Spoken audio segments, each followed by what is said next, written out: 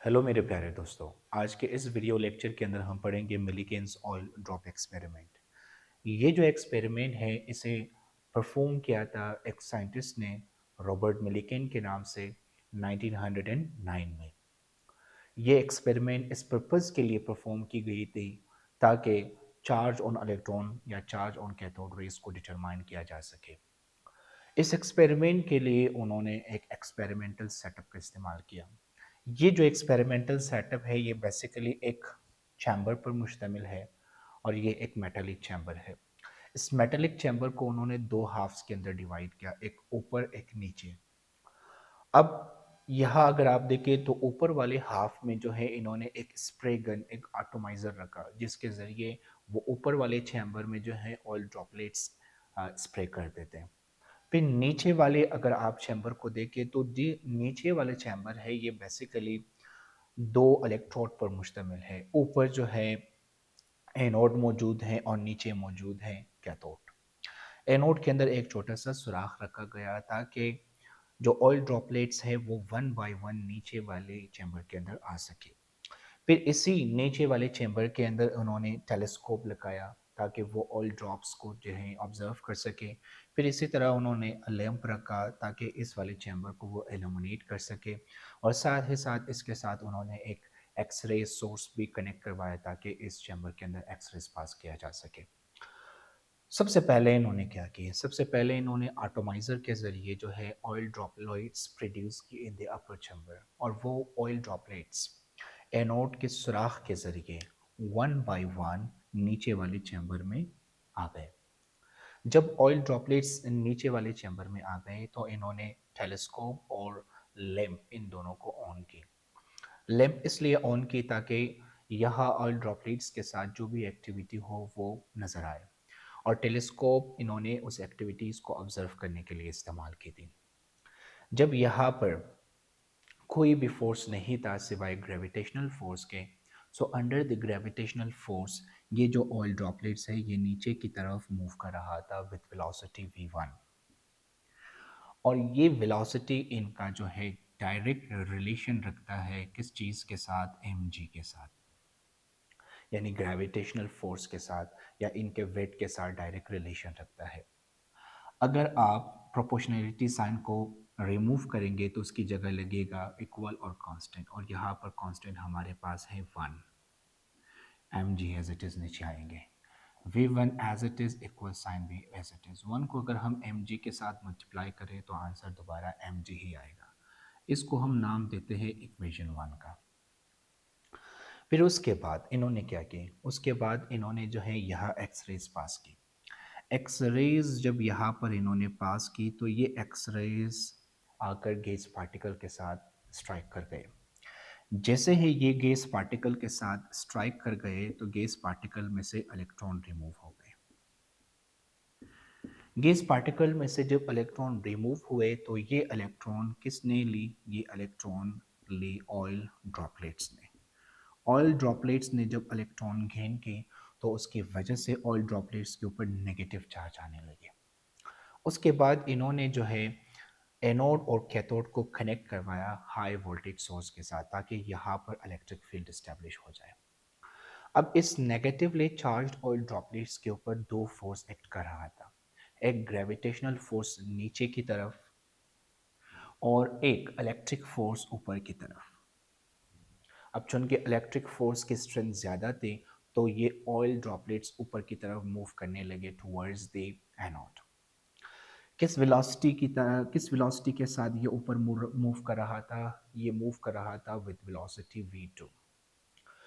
वो फोर्स जो कि वेलोसिटी v2 को जनरेट करने के लिए रिस्पॉन्सिबल था वो फोर्स था एच ई माइनस एम जी।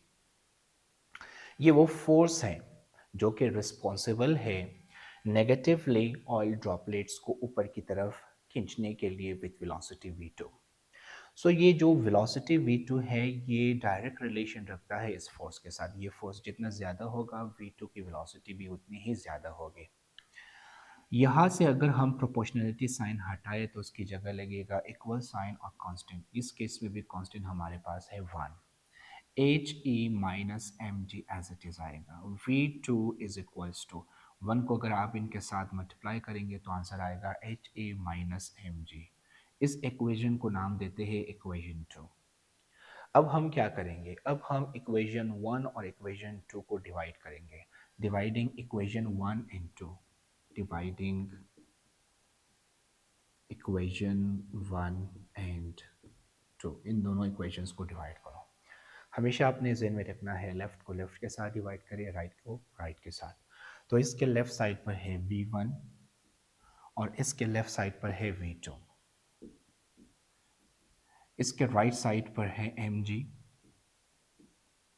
और इसके राइट साइड पर है हमारे पास H E minus M G. अब इन दोनों की आपने क्रॉस मल्टीप्लिकेशन करनी है। इन दोनों की आपने क्या करनी है, क्रॉस मल्टीप्लिकेशन। सो अगर आप H E minus M G को V1 के साथ मल्टीप्लाई करें, इसी तरह V2 को आप मल्टीप्लाई करें mg के साथ। अब यहाँ आप देखिए, बेसिकली जो V1 है वो यहाँ पर मल्टीप्लाई हो रहा है, तो अगर आप इसे इक्वल के उस तरफ ले जाएंगे तो ये वहाँ जाके डिवाइड होगा। So V2 into M G divide by V1। यहाँ आप देखें एम जी माइनस में है, तो अगर आप इसे इक्वल के उस तरफ ले जाएंगे तो ये प्लस में कन्वर्ट होगा। तो H E is equals to V2 into M G divide by V1। Minus M G उस तरफ जाके प्लस एम जी में कन्वर्ट हुआ। इसी तरह एच ई के साथ मल्टीप्लाई हो रहा है, तो अगर आप एच को इक्वल के उस तरफ ले जाएंगे तो ये वहाँ जाके डिवाइड होगा। V2 into M G plus M G, नीचे है हमारे पास V1, एच वहाँ जाके डिवाइड हुआ।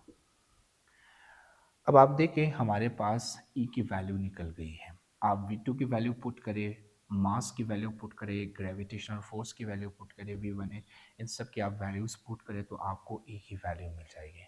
और E की वैल्यू हमारे पास क्या है, इससे पहले कि हम E की वैल्यू फाइंड करें, आप एक और स्टेप आगे जाए। यहाँ पर आप देखिए ये हमारे पास है M G plus M G. So M G plus M G बन जाता है 2mg। So E is equals to 2mg। यहाँ और क्या है, यहाँ हमारे पास है V2, नीचे हमारे पास है V1 into H. So this is the formula for charge on electron.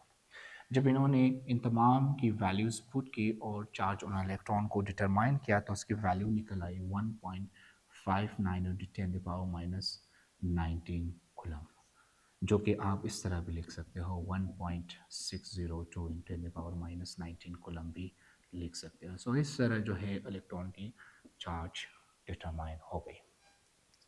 अब यहाँ पर आप देखिए, मैंने आपको बताया था कि वो फोर्स जिसकी वजह से electron negatively charged oil droplets ऊपर की तरफ मूव करता है विद वेलोसिटी v2, वो force H E minus M G के बराबर है। किस तरह, अब यहाँ पर आप देखिए दो फोर्स इसके ऊपर एक्ट कर रहा था, एक ग्रेविटेशनल फोर्स नीचे, एक इलेक्ट्रिक फोर्स ऊपर।